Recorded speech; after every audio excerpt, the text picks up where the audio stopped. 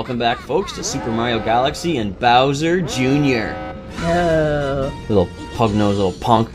Yeah. Yeah, he doesn't want to give up another Grand Star, but you know what?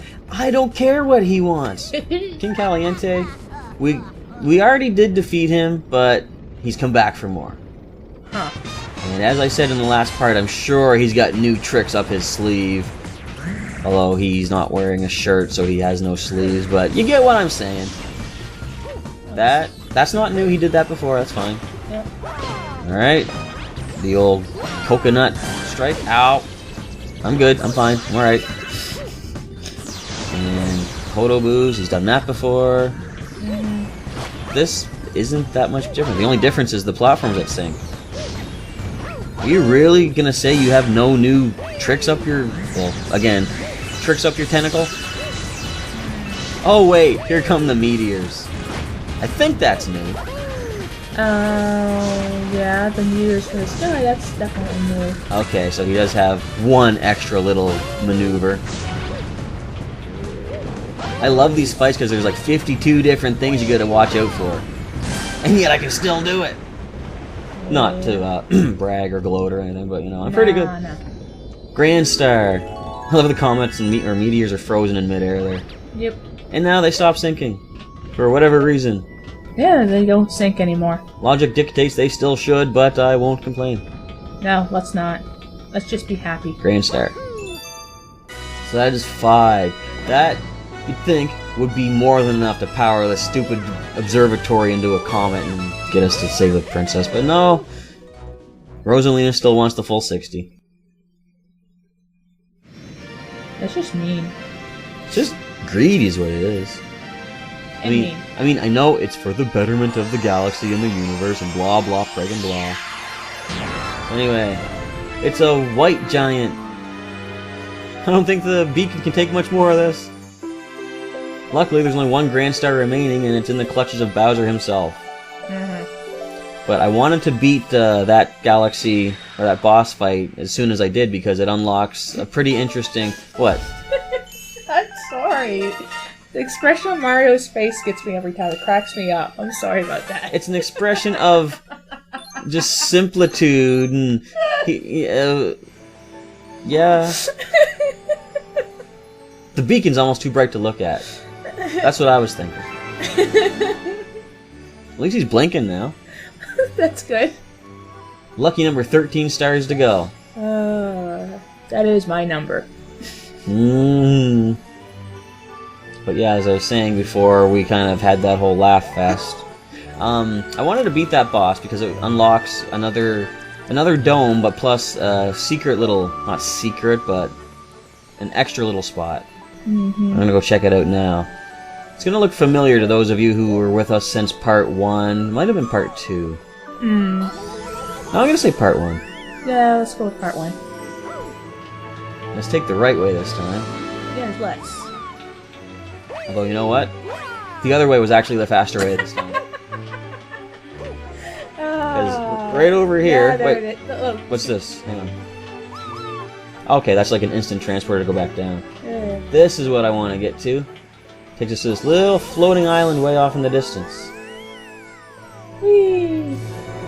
And once here, we find this little house. The gate. Memories. Check it out! This is the very first planetoid that Mario woke up on after Magic Koopa blasted him from the castle. It's kind of nice they bring you back to the spot. Yep. Because I think there was no other way to revisit this until this part in the game. Alright, backflip up to see Rosalina, and then walk up from behind. How does that work? Mario has the power to teleport! Yeah. So we get a nice little backstory from Rosalina, which has no bearing on the plot, but... not much bearing anyway. We'll let her talk.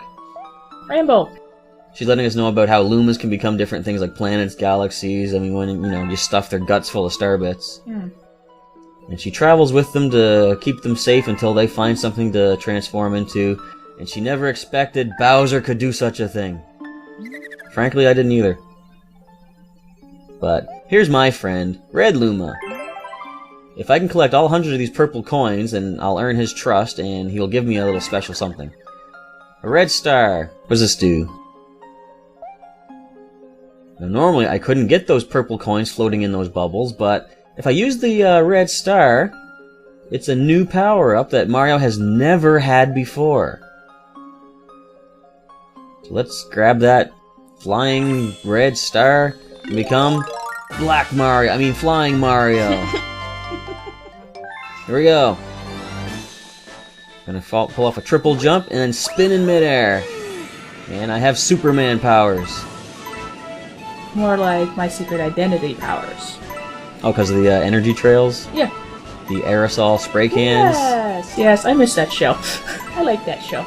I like the sequel, what was it, Sliders? But anyway. Sliders was cool too, up until a point where they got rid of the original characters. Hey, Rembrandt was still there. Remy was still there. Remy was okay. Now, what I like with this here, if you hold the A button in midair, you can actually angle yourself where you want to aim or fly next to. That's pretty cool. You have like complete control over Mario's flight in this. It's almost as if like using the Koopa shell underwater. Same basic control scheme. Yay. But as with most power-ups in this game, there is a time limit, and your flying power will run out after a while.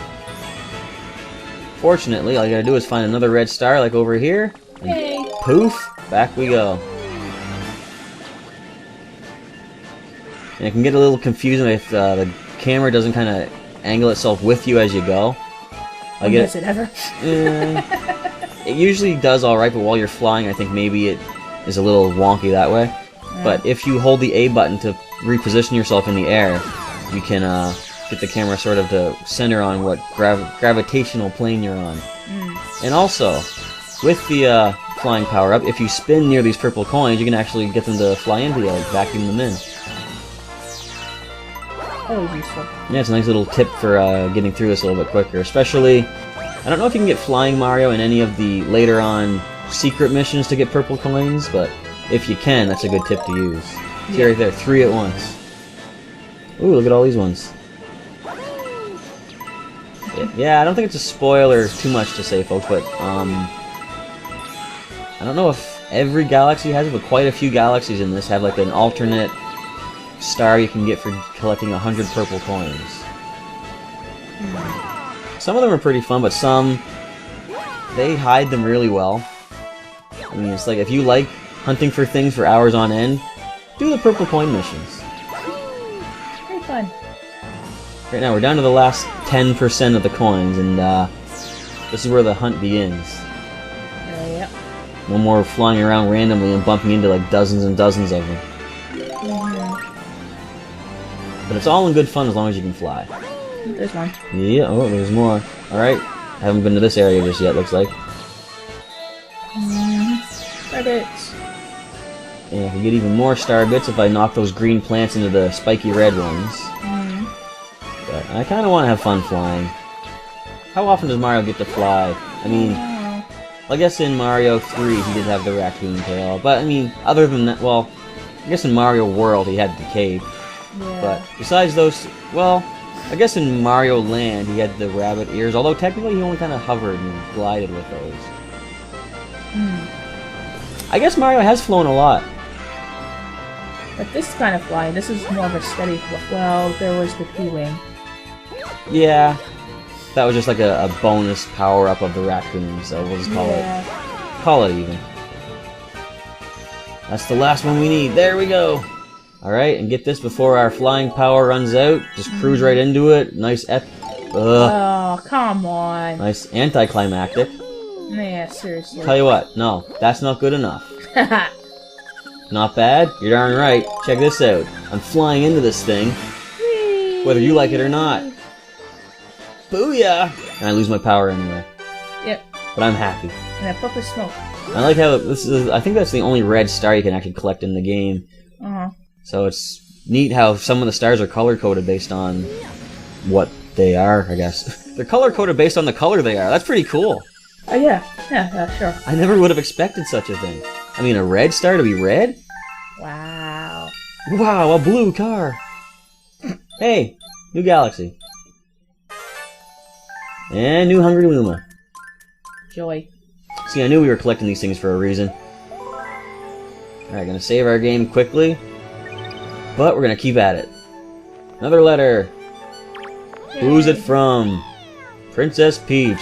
Blah blah blah blah. 5 1-ups. Yep. And yes, why would I not want them, Toad? Now, it's cool here, that since I got the red star back in the gate. Looking around, I see there's no comments, but I want to check out some of those new galaxies up top. Now, I could go over this way and use all those teleporters, but I know a faster way. Head over here to the Star Shroom Garage. Right outside, they have a red star. Yay! Now you can fly all over the observatory. This is where things get fun. Head straight up, gonna soar right in the door. And, whoop, wrong side. Alright, we're gonna arc around this way. We're gonna soar right in the... Okay. How do I land? There we go. Do a ground pound in midair and you'll just flip down to the ground. I got it. Just make sure gravity's in your favor. I'm sure that's how Superman does it too. He just tries to ground pound. Right? That would explain some of the earthquakes we've been having. And how comic book heroes seem to always land with like a massive ground-crunching earthquake and cracks and everything, while not hurting themselves. Ooh, Deep Dark Galaxy. This sounds cool. Seriously. We'll check things out here. What's the mission? Underground Ghost Ship. Ooh. Oh, I remember this from Mario World. Well, we got a Boo Guard in the entrance. And we're gonna sign out and see you next time.